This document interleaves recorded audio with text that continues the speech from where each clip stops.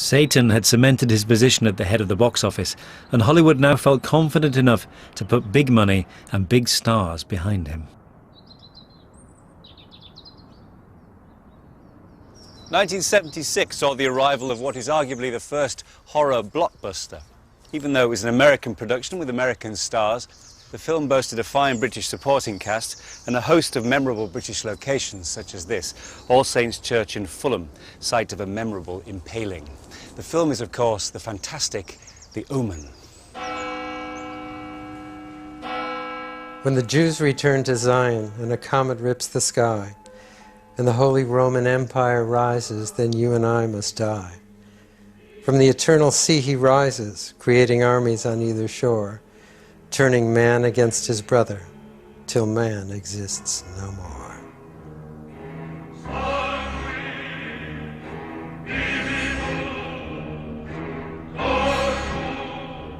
The Omen purports to be based on biblical prophecy, but you'll struggle to find its most famous verses in the book of Revelation. They were a complete invention by writer David Seltzer.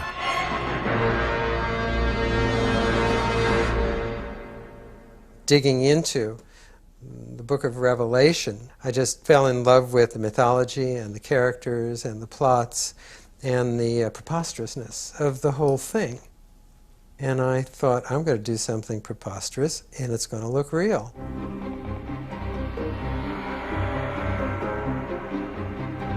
Seltzer uses the myth of the apocalypse to create a plot in which the American ambassador to London, played by Gregory Peck no less, adopts the Antichrist.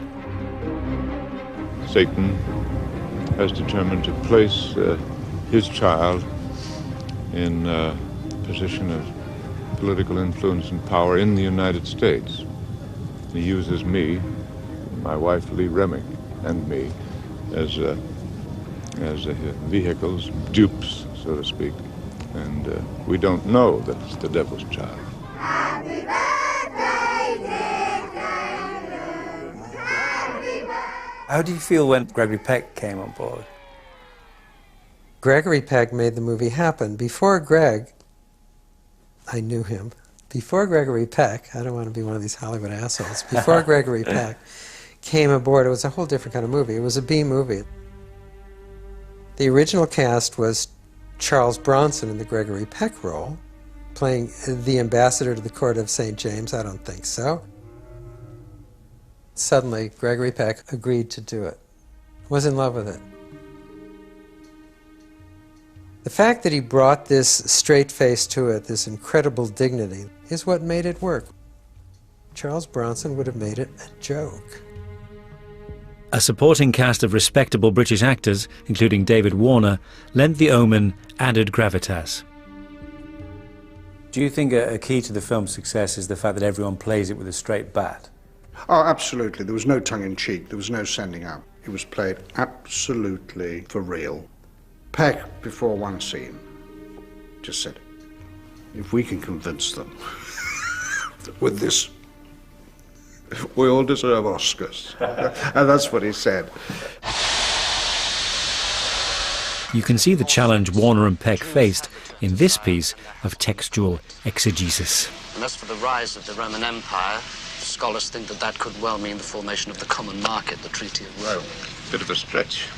Yes, well, what about this? In Revelations it says, he shall rise from the eternal sea.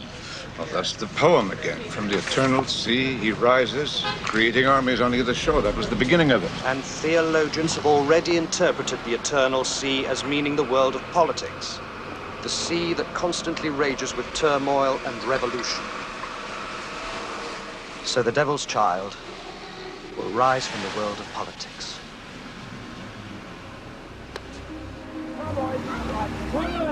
The Omen is all the more effective for the fact that we never see anything explicitly supernatural happen on screen, just a series of rather unfortunate events, such as a nanny hanging herself at a children's party.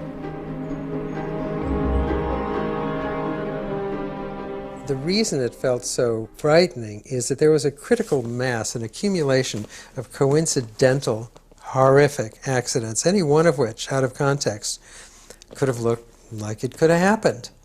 But then you began to get the accumulation and understand that there was this wave of evil coming toward these characters that they would ultimately not be able to escape.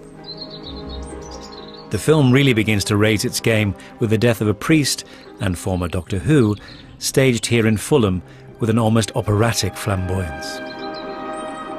Were you there for the spearing of Patrick Troughton?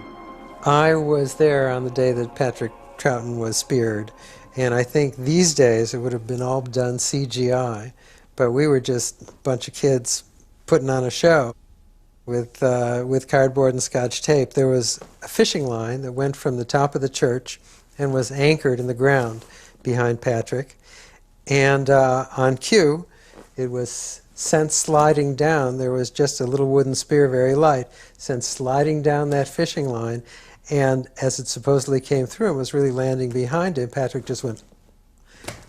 And that's an effect that would cost $200,000 today. It costs about $7.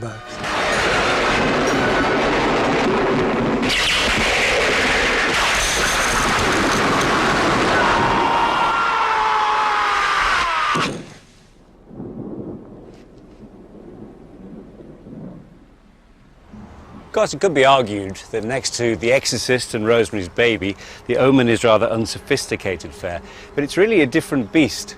It's a compact, highly efficient studio thrill ride that owes more to the set pieces of films like Jaws than it does to the slow-burning traditions of Val Lewton. But what the film does share with Lewton is panache and ingenuity. No more so than in one of the greatest on-screen deaths in horror cinema, staged by director Richard Donner with startling originality.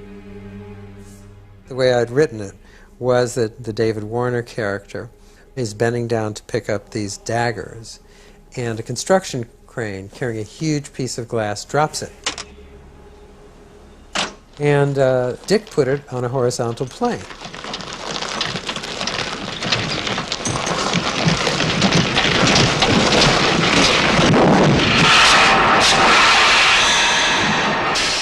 When I saw that head twirling, and I saw the dailies of it twirling in slow motion, I thought, oh yeah, Dick is doing something very special here.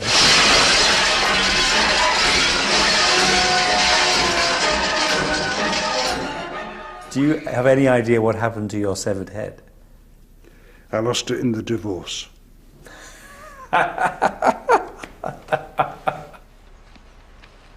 Unlike in The Exorcist, good does not triumph in The Omen. Excuse me, Mr. President. When you're ready to leave, your car is right over there. In a moment. Yes, sir. At the end of the tale, Damien the Antichrist is the last character standing. But in its very final shot, the film does something highly daring for a 70s horror film. It breaks the fourth wall. Does that smile mean we're all in on the joke, or that the devil knows we're watching? But you don't believe in the devil?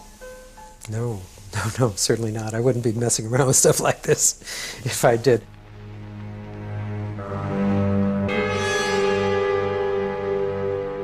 The figures spoke for themselves, and Hollywood now felt able to embrace horror to an extent unmatched since the 1930s.